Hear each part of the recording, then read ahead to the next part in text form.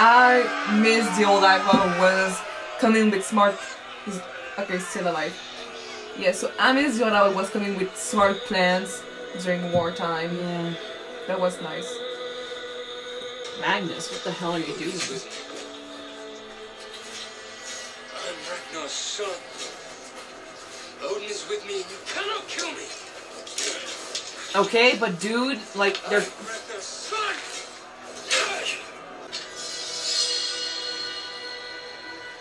You're gonna... I think he's about to die. Get down, you fool! I wonder about you, Magnus. I always have. At first I thought you were Saxon's spy. I was never anyone's spy. I never was. I was just unlucky. I didn't know who I was until right now. Yeah. And you die as Ragnar's son.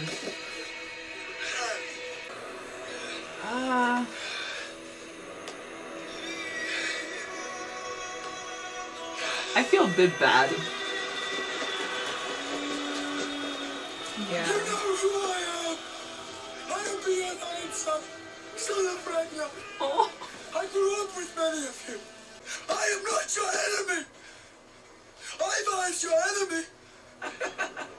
He rules over you with tyranny and cruelty. He wants to destroy everything, my father. He's lying. Kill him. He's lying. They don't want to shoot. Because he's right. They've known him for longer too. His voice, you know, right. He was very right. You know me.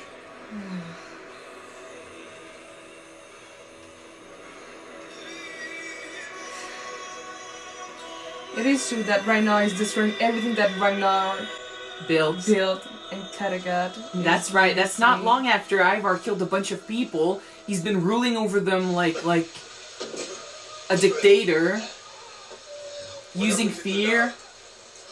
I think that they might try to Overrule overrule him. No, Lord. When I tell you to kill Bjorn, you kill him. They're gonna go against you. Oh shit, they're gonna go against you. He is your enemy. If he and King Harold succeed in their ambitions, then what future do we have? They have great plans, yes, but those plans do not involve you. I am the only one who speaks for you. Yeah, sure. And I swear that I will live and die for any of you. Not All sure that about I that. ask is for your absolute loyalty. Oh. Otherwise, we shall all perish together. Great performances though this episode. But his speech left a bitter taste in their mouths. Oh yes, it did.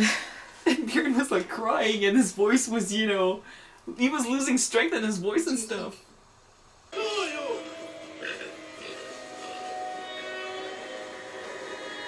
What the fuck? What is she doing? She's betraying him. Would have been at any moment, I guess. Precious, what are you doing? I have to come. I have things to say. Damn. Thora is dead. Ivar burned her alive, along with many others. I am so very sorry. He killed our baby. He is a monster. You have to stop him. How? There is a secret way into the town. I will show your scouts where it is, and I will open it for you in the morning. Be ready. Thank you. I want to see Ivar strung up in a tree. We're kind of a bit responsible for what he Yeah, did too. He was already pretty intense before, but she fed the monster. Although if she's willing to help them, I mean, go. Yeah. Go He was for more it. that she could handle, and she helped him becoming someone monstrous. So yeah. No, he was already pretty bad, but she gave him, she fueled his narcissism. Yeah. And with how things are inside right now, like I'm not even sure they're gonna want to fight back. I wouldn't be surprised if He everybody knows. He's just awake, he's turned awake, he's awake. against him. He definitely knows. You should just go back, girl. Get out as soon as you can. Enough! Stay inside! Don't fight us! We are here to set you free! Oh, he chose the right words here.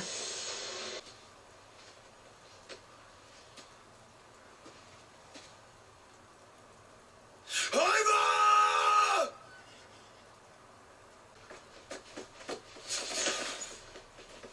You don't want to be the lone warrior who runs that Bjorn, dude. No. I think it's over, man. Don't run away from this. Ladies! Ooh. My love! Where are you? I'm here. Someone let them in. What do you mean? There's no other way they could have gotten inside the walls. Someone betrayed me and let them in. Yeah. I wonder who. She's not even hiding it. Are you going to deny it? No. On the body of our dead son, no. I let them in.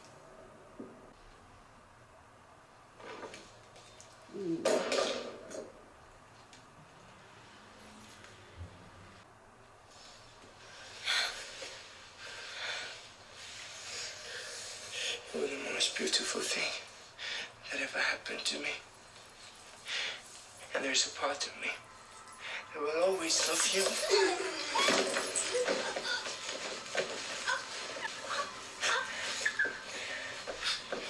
Later, when I have time, I will sit and wait for you. I love you, Fredis. I love you, Fredis. I love you. Oh shit.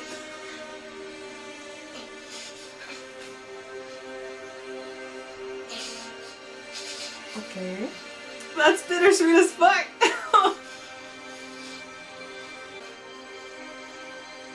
That was hard for him. So hard. Got betrayed again. Although there's a part of me that wants to do... Because she's gone, you know? No more manipulation. Yeah. It was still bittersweet. Very, very intense. Ooh.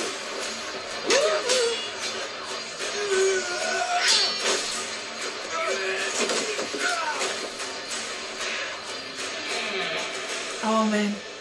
That is He's the not time. helping him! Yeah.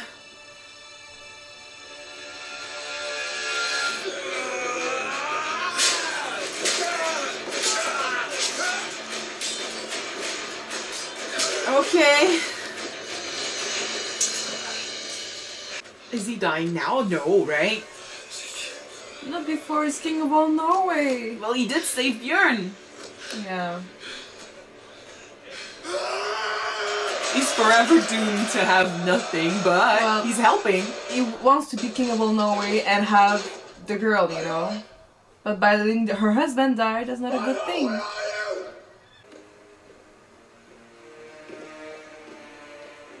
They're back. I was wondering if they were going back at the beginning, but like... Yeah, and Lagertha's with them. True. He had a feeling that he had to go back home.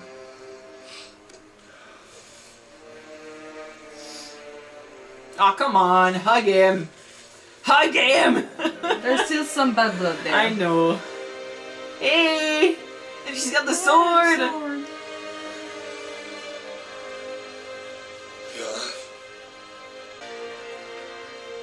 And here is the sword of kings. Hail King Bjorn. Oh, Kattegat. like father, like son.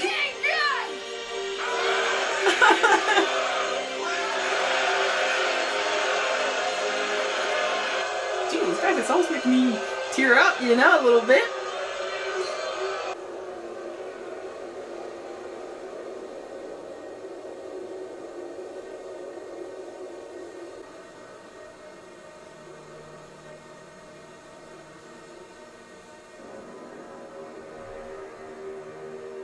Please don't tell me that's a Why do you want to fight? foreshadowing. What are you fighting for? He's like his father. You talked to him about being king here, you know? Power. Power is always dangerous. It attracts the worst and corrupts the best. Power is only given to those who are prepared to lower themselves, to pick it up. That was a long time ago. And so it has come to pass. The future foretold. The dark raven, the eagle, Well, and damn. the wolf have laid bare the bones of corpses. No one will ever forget the name of Bjorn Ironside, greater than Ragnar. But the war is not over. Yeah. As long as Ivar's alive, you know, it's not over. He's right there.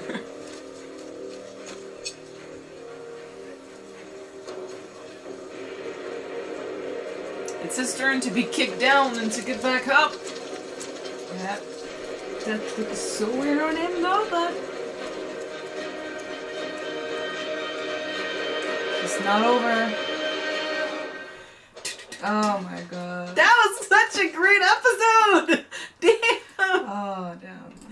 Oh Yeah. man. For everything that we said about Freitas, there's a huge part of me that kind of feels relieved that she's not there anymore, because I'm gonna be honest, she had a tendency to be manipulative and a bad influence, but she Yeah. didn't deserve to die by being strangled by her husband. And what motivated her to do it in the end was something very pure, which is a mother's love. You know, he killed their baby. So, yeah, I understand, you know, and she did the right thing. She rebelled. She got a wake-up call when he killed their baby, and afterward they burned a huge part of Kattegat. But yeah, that's the thing. Basically, for me, she represents, you know, kind of Aethelwolf before we really started rooting for him. You know, she wasn't a bad character, but what she represented, the stuff that she used to do, you know, I didn't like her as a person. You know, I didn't like what she did to Ivar, how she changed his character. It's true, though, that all she did was give him confidence. He's the one that did everything else. Gave him a little push, and it took a leap of faith. And he when didn't fly on his own, and he do stuff. Yeah. So much horrible stuff. And I did say that her goal has never been to be, you know, to kill people and to rule with fear. She has said to Ivar, wouldn't you prefer to rule with love or be loved? Yeah, but he doesn't know how to be loved and how to Yeah. rule with love. He tries, but then he's so afraid of losing people's trust and people's confidence and love that it turns possessive and it turns too intense. And then he demands respect, he demands loyalty, and the people don't, you know, he's good at giving a speech, but then when the people have a time to settle and think about what's being said, they're like, well, we gotta choose between Ivar, who makes us believe in him, who makes us, you know, fight for him, and he treats us like commoners when he's, you know, pretending to be a god. And then you got Bjorn, who, you know, reminds them so much of Ivar, of Ragnar, and he fought with them for so long. He's much older than Ivar, and Bjorn, you know, he was taught by Ragnar. He was told these things, you know, about being in power, about being king and stuff. He grew up with them. He grew up with them, and he traveled a lot. He made a lot of mistakes. Like, let's be honest, Bjorn is not a perfect character, but it's true that between Ivar and Bjorn, I feel like Bjorn is the one that resembles his dad most, and one thing I will say about Ivar is that he fights to get on top. You know, he really, you know, when he gets there, when he becomes king, it feels good for him. You know, it feels good to see him become confident. But I think I would be happier if he was a general or something, you know, on the battlefield, taking his power on the battlefield, becoming known but not being in charge. Just being general, that's not enough. That's not enough for him. I know. And you know what? The thing is, by being smart and a good strategist and winning on a battlefield, people will still have followed him. Because people followed Ragnar because he was crazy with his own plans and his victories. And it's what killed him, you know? It's what killed his reign here. It's the fact that power corrupted Ivar. Yes. And, well, Max said he was technically a bit corrupted beforehand. By trying so much to better Ragnar's legacy himself, you know, by, you know, trying so much to walk in his father's footsteps and surpass him, he ended up destroying his father's success and legacy. You know, he's not doing anything good here. And the thing is, that's what destroyed him in the end, because he didn't lose fair and square. He ran with his tail in between his legs. He got betrayed by the one person he thought he could trust and love, you know. All his brothers are, you know, against him. Although, you know, Ubba and Vidsik are still, you know, like you said, they have bad blood. Like, Ubba is not ready to forgive Vidsik, but maybe it will happen in the future. Not yet. Yeah, maybe. We'll see. But, I mean, he's alone now. He's completely alone. I'm just gonna say again that I'm still gonna appreciate Havar's brilliant mind. Oh, yeah. Because without Freddy's betrayal, they wouldn't be inside. He was winning. Variant 3 was really... I can speak. He was winning the battle. Winning the battle right now. Although, one thing I have to say is I don't know how much longer he had but behind those walls before someone rebelled again, you know? Because they didn't shoot Bjorn, you know? Between a battle of loyalty between Bjorn and Ivar, they still could not, you know, betray Bjorn if they were told, you know. Having him scream that speech, you know, and having his voice crack and everything, like, that was so... good sad and so sad, old. yeah. He made a lot of good points, and they listened. And afterwards, you got Ivar say that I'm the only one who was gonna speak for you. So remember, they can speak for themselves, and you cannot force them to be loyal to you. You need to make it worth. You need to.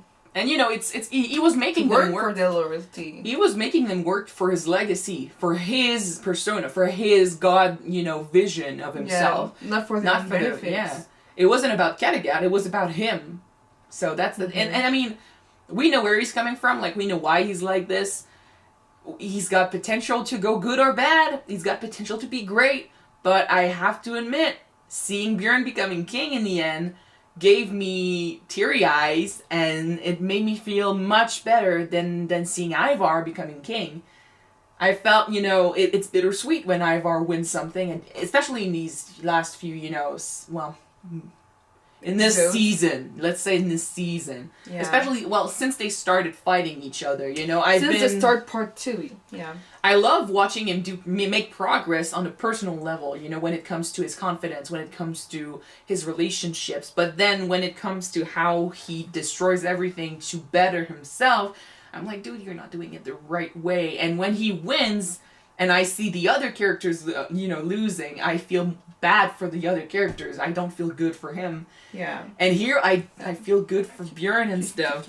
Yeah, he's not, you know, he doesn't give a shit. Yeah, you don't. So, yeah. Seeing Bjorn pick up that sword, and then have him, you know, get this vision of the sword being covered in blood and everyone being dead, really makes you wonder, you know, is it such a good thing, you know, to have that sword and to be king? Because how many people had to die for that sword? How many will die in the future, too? Yeah, too many. It's already, it's soiled, you know, it's full of blood. It's not, and it's interesting because it's almost like, and having that speech by Ragnar being, you know, played again, I don't know what Bjorn is going to do next.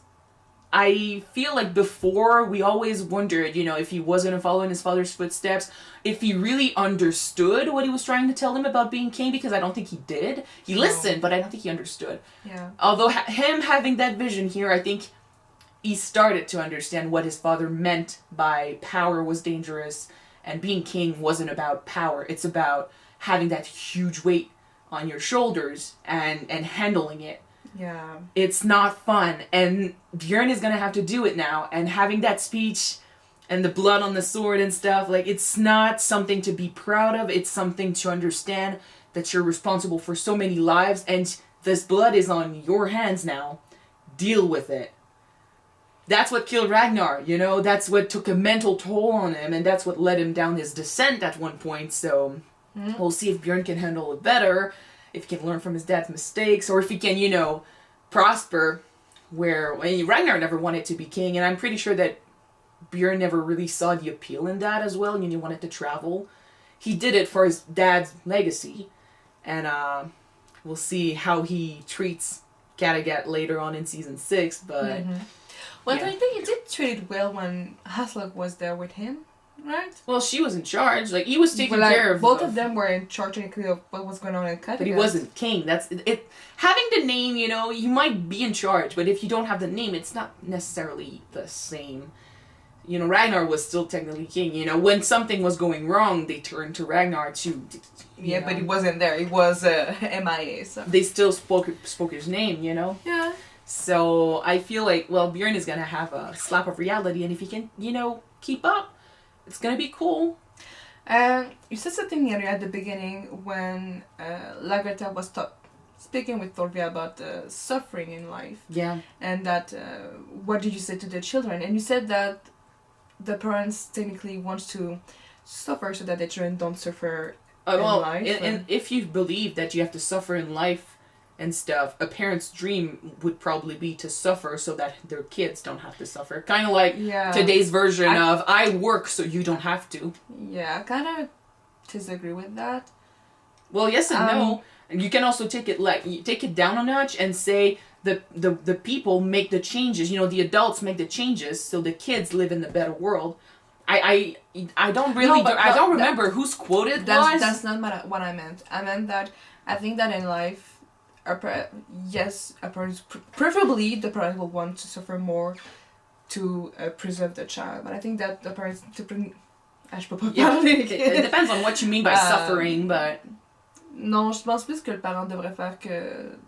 Genre, s'assurer que l'enfant ait tous les moyens nécessaires pour pouvoir endurer ce que la vie y offre plus tard. What she basically said was basically the exact same thing in different words. No, you said making sure that they have the tools to survive in life. That's not what you said. That's what she said in French. Yes, but that's not what you said in English. No, but it depends on what you mean by suffering, but if it can be taken in many contexts. It's a metaphor, you know? I'm not saying, like, you have to hit yourself so your kids are okay, you know? Please no. You know, where do you find those tools? You work to create them, to make them, and then you give them to your kid. Like I said, there's a quote, I don't remember who said it, but I read it not long ago, and I don't remember it word by word, but it's basically something like, I work in infrastructure, or I work a bad job so you can study, or I study... a better job, yeah. No, you can study stuff, and then you study, you know, technology and infrastructure, so your kids can study arts and poetry and stuff. So you do things according to your, you know, your era and stuff, and you live the life in the world that your parents left you. You live your life, and then you do everything you can so that the world gets better, and then you make it a little easier for your kids. Yeah. They will still go through their share of struggle because they still have to make it better for their kids. It's never going to be over because there's always going to be something to change. But I do like it's the ultimate gift you can give, you know. If you just send them there and don't change anything, then why did you live your life? You know, what was the point? You didn't live a mark, you didn't change anything. True. Alright. So that was the finale of season 5, guys. Ivar, Vincent didn't get to accomplish his destiny. Yeah, so... He will get a second go. I'm pretty sure Ivar's gonna come back. Yeah, but you might suggest that maybe his destiny wasn't Hava, but maybe Lagertha. I suggested it. We know that there's still bad blood. Well, she's here, you know. I was surprised that they showed up. Like, when they were on the boat, I thought for sure they were in East Anglia, and then we saw them on the boat at first, and I was like, they're going home. Uba just said that when he was in the battlefield against the Three Kings, he had an awakening. Yes, sure. That his true gods were the Norse gods, but you can and he needed to go back home, not to stay in He didn't say he needed to go back home. But he said he found his way, but he found his way need to be Viking. But Yeah, by she can be staying in Viking East and Anglia, he needs to stay Christian. well, not necessarily. Yes. You can be a Viking and farm in East Anglia.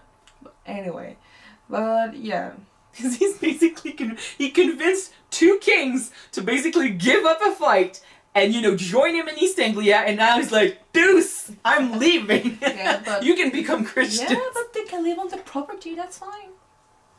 I was The land belongs to it them. just it felt weird that they suddenly showed up, but I'm glad that they're together. I'm glad that they had a chance to meet up and that Lagertha brought the sword, and it was nice that to see them in Kattegat. Like, it feels like forever since we have been there with everyone. Did you think that King Harald's choice of saving Bjorn was a mistake? I think not? I think you had a point when you said that he wants the girl and everything, and he was being watched, you know. So I think that he understood that killing Bjorn, kind of like the way he killed the woman he wanted's husband the first time, you know, would be a mistake again and would leave him with nothing again.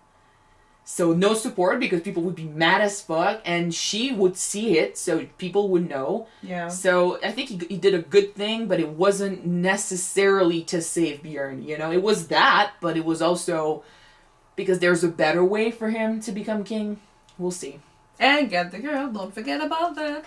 And she did have a point, you know, in the recap that you didn't see because I don't put it in the episode, but in the recap, we did see her last episode saying stuff like, you know, do the fight now against Ivar, who is your enemy, and then after that, when everything is won, bicker over who becomes king.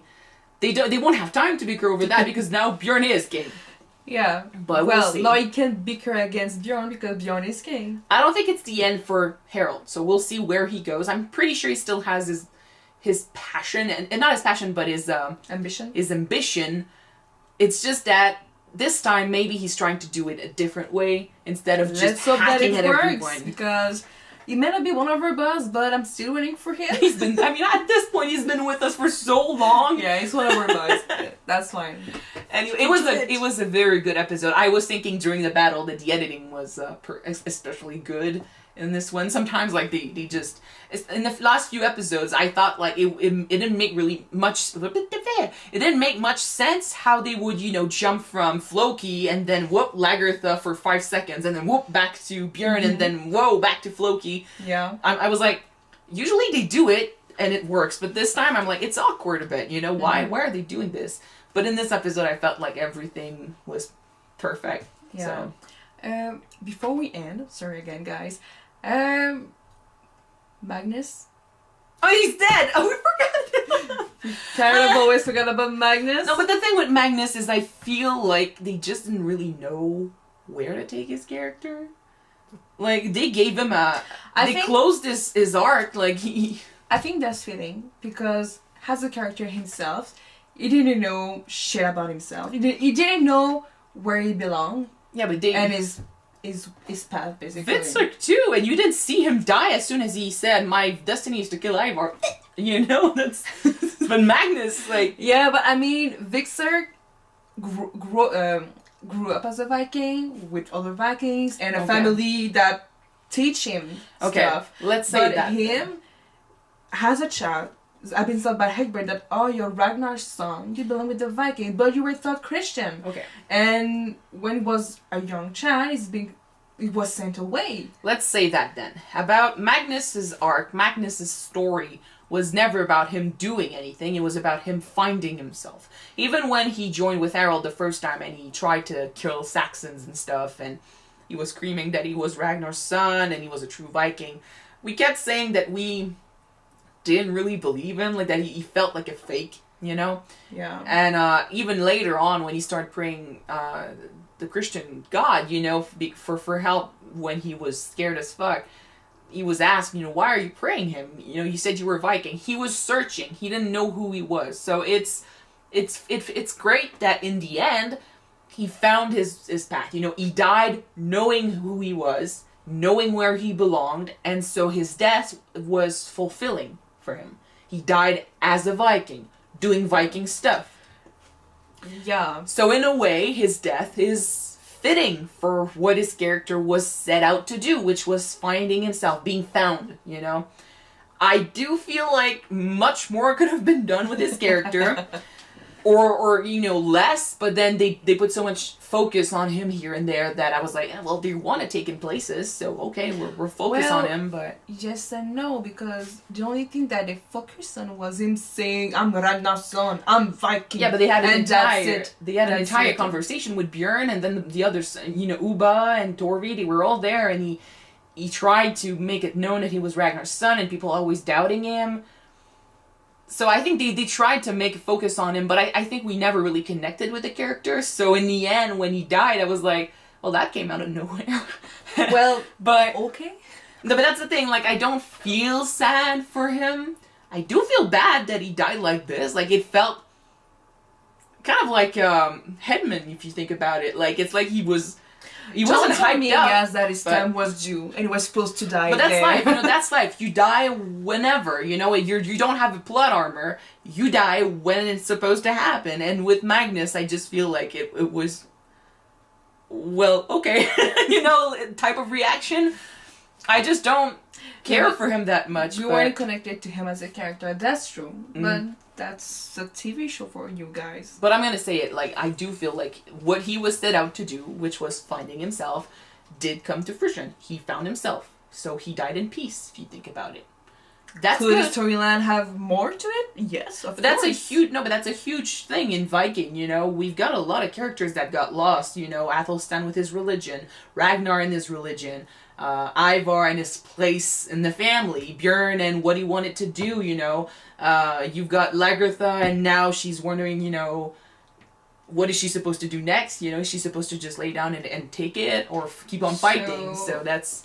Is it redundant, or just a no, theme it's in just the TV show? It's a theme in the show. You know, Rollo was wondering also what his place was. You know, they are all searching for where their place is in a world where victories and you know, fame and, you know, recognition is so important. They're trying to figure out what they're supposed to do. You know, when faith has been set for you since birth, you know, if you listen to what they believe in, what are you supposed to do? Challenge that, or just go with it? But that's the thing. Like, either you search for what you're supposed... If you don't believe in destiny, that's your thing. If you do believe in destiny, you could spend your entire life wondering, where am I supposed to go next? Because that's one thing to say the gods chose for me, but then that's another thing to be in their shoes and be like, well, the gods might have chosen for me, but I still have to decide, like, who am I gonna fight and how am I gonna fight? You know, it's still something I have to do. Yeah. My body doesn't move on its own. So they all search for you know, what their way is. So in a way, yes, Magnus's journey was very similar to everyone else. It's just that we didn't care. You know, very shorter timeline. Yeah. And you, are you lost? Do you know who you are? I'm pretty sure I know where I'm going. Alright. So thank you guys for watching again the finale of season 5. Yes. And see you again for episode 1 for season 6, guys. Let's see how that changed. Bye. Bye.